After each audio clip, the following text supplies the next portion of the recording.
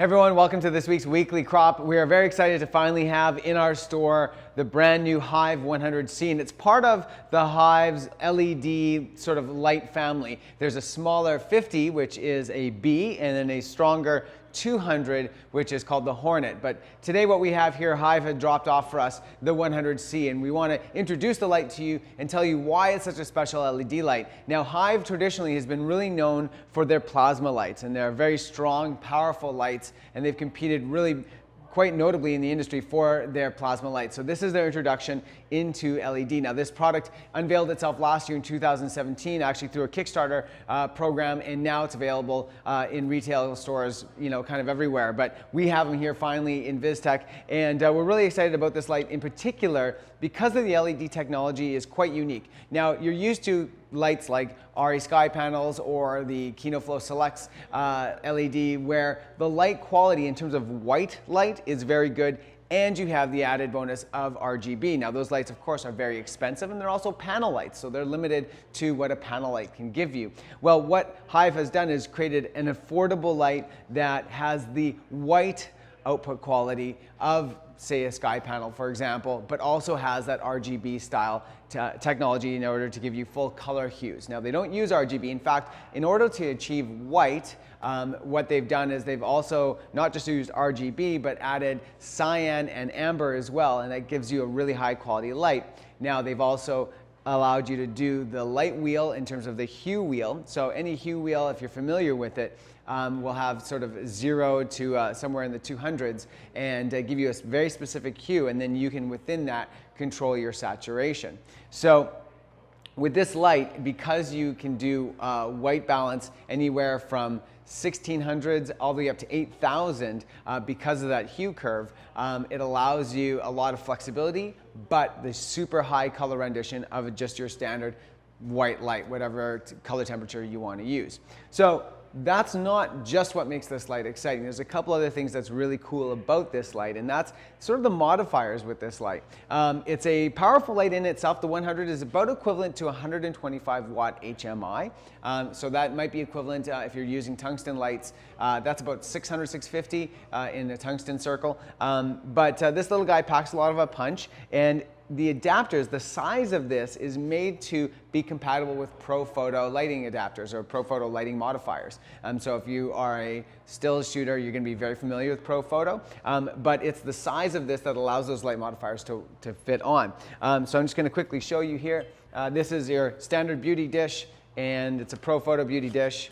And we're just going to pop that guy on. I'm going to give you a sense of just what that's going to look like. I'm going to turn this around and going to pop this light on here.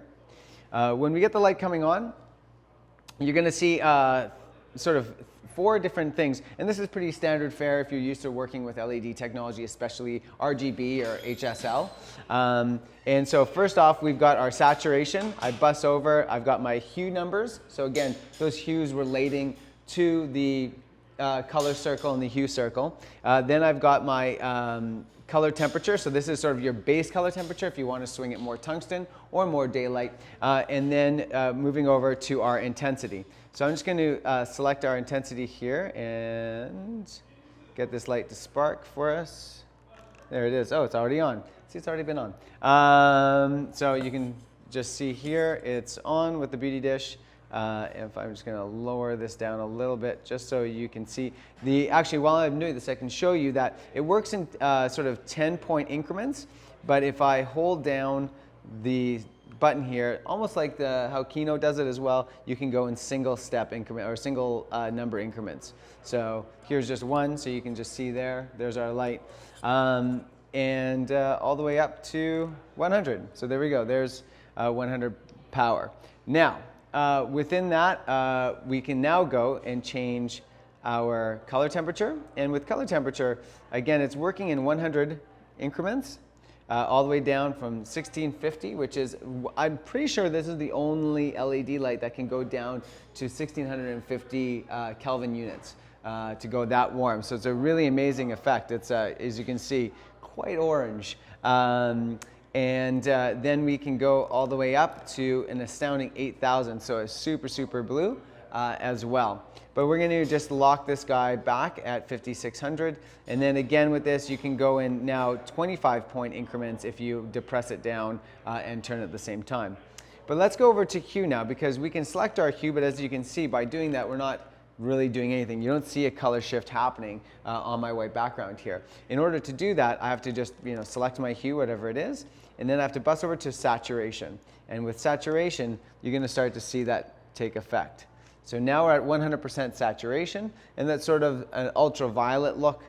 We can go over to that hue wheel now, and I can spin that, and you can see all the colors sort of changing within that hue wheel. Now, obviously, this isn't super punchy with a dish like this on. I mean, again, it's only equivalent to a 650 watt light. If you need more power than that, then you're definitely going to want the Hornet, which is twice the power. But I want to just show you something else. The light in itself, when I don't have any modifier on it, is about a 180-degree spread. So, all the way to the side of it, you're going to get some spread. What you're going to want to do, and I'm just going to turn down the power here a little bit just so I don't blind myself, is the light comes with this parabolic reflector. And this will just fit on the inside here. Let's plop that guy in to there. Okay, and that just locks in nicely there. And you're going to see a significant difference in power, of course, when you add this parabolic reflector.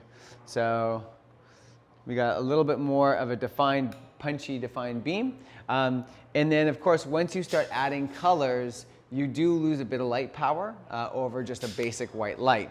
So you might lose, depending on the intensity of what you're using, like a deep red or a deep purple, you're probably going to lose somewhere between 2 to 3 stops of light. But let's just take a quick look here of what we're getting when we go to 0 saturation. So we go to 0 saturation, we do get a significantly punchy light. I can even kind of just show you here what that's going to look like.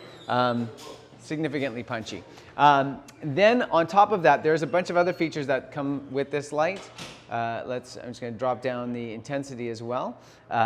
You can, I'm just looking for it here. Hold on.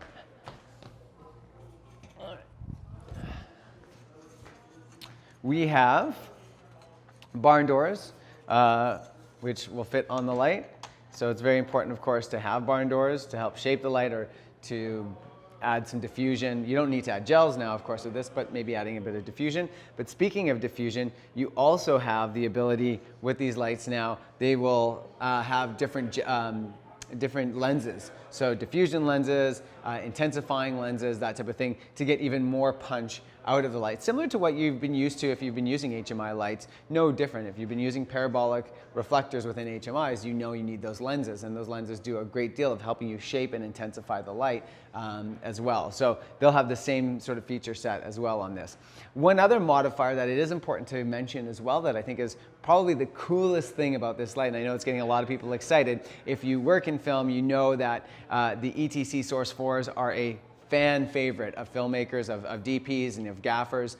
We use them all the time because your ability to shape light so specifically and cut light to a specific shape and the ability to get that punch with a Source 4 is really important. And if you've been using HMIs, you've been using likely the Joe Licos, which are that Lico or Source 4 adapter for a Joker light. Well, they've done basically the same thing. So ETC makes a mini Source 4, and all you have to do is buy an adapter that quickly adapts that mini ellipsoidal light to lens light to this light as well. So you'll have all the benefits of a RGB or HSL light, but the ability to cut it just like you can with a Source 4, which is super, super cool. And if you have, say, a 3-light kit of this, that's basically 3 sort of 650 watt Source 4s. It's kind of neat, things that you might be able to do with that, and it packs up so very, very small. As well as the fans on this, typically with a really powerful LED, sort of hot lights, or not hot lights, but sort of Fresnel or bare bulb style lights, is that they tend to have very loud fans because of course they create a lot of heat. But the fans on here are actually quite silent. I got a little nervous about having the fan near the head. Other lights might move it to a ballast that's further away from the head. But I'm just going to put my microphone up close, and it's quite silent as far as fans go. I was quite impressed. It's probably the most silent fan that I know of with a light of this power, an LED of light of this power. The other things that's worth mentioning about this light, like all lights, of course, it's fully DMX compatible. So if you have a DMX board, you can really just punch into there. As far as power is concerned, this light draws about 80 watts, sorry. So anything, any sort of V-mount battery or gold mount Ant & Bauer battery of 90 watt hours or above is going to be able to power this light. And you can either run it off of, they've got a bunch of different adapters, so from 4-pin XLR power to DTAP 4-pin to another 4-pin battery power, and then they also have adapters so that you can basically put a V-lock right onto the light shell itself, and a bunch of figures within that. So a very, very adaptable light to a variety of situations. So if you're shooting outside or remotely, you're going to be able to do a lot with just battery power with this light, which is great. But the final thing I want to talk about is where LED is going in terms of being able to light design your set from a remote situation. And as an independent producer, shooter, director, that kind of thing, you want to be able to set up your lights, maybe set up an interview just by yourself or maybe with one other assistant, and be able to control those lights. And we're getting to a point now where the technology is getting really good in our ability to do that without very complex, DMX boards. And so I've got my iPhone here, and they've got a fantastic app that actually runs through Bluetooth. And what I can do is I can just go in, and I just have to open up the tab itself, make sure that my Bluetooth is on. It's immediately going to blink and tell me to scan. So I'm going to scan, and it should quickly find the light. Yep, and it's found the light. I click on it and it opens up my full panel in order to play with the light. So I can, as you can see here, just dim right up, boom, and it's up. I can change my color temperature from that super warm all the way to super blue. And then I can go into my HSL and I can crank up my saturation. And then I can change my hue within that. I've got a whole things I can do. Now there's a hue slider, but there's also a sort of a hue palette, which is really cool. So I can, within that, just kind of play with that exact palette that I want and change my color temperature as I need to correspond, because that, of course, that hue is going to change relative to your base color temperature. But being able to do this, now this is not just this light. If you go back, you can actually set groups, and you can control, say, a 3-light set, all from where you're sitting behind the camera. So it allows you to move very, very quickly. No more messing with gels. Basically no more going back and forth and lowering lights and raising them up again and reaching on ladders and stuff. This is a really amazing unit that allows you to do a lot from sort of your behind the camera position. And so that's basically it. The light retails for about $1,300 for this one, but I encourage you guys to come down to the Vistek store here in Toronto at least. We have one of these. You can play with it to your heart's content, and keep an eye out for both the B, the 50 watt version, and the Hornet, the 100 watt, or sorry, the 200 watt version that's going to be coming. I know those are going to be hugely popular. But that's it for the weekly crop this week. Hive Lighting, we're psyched to have them with us, and big things to come.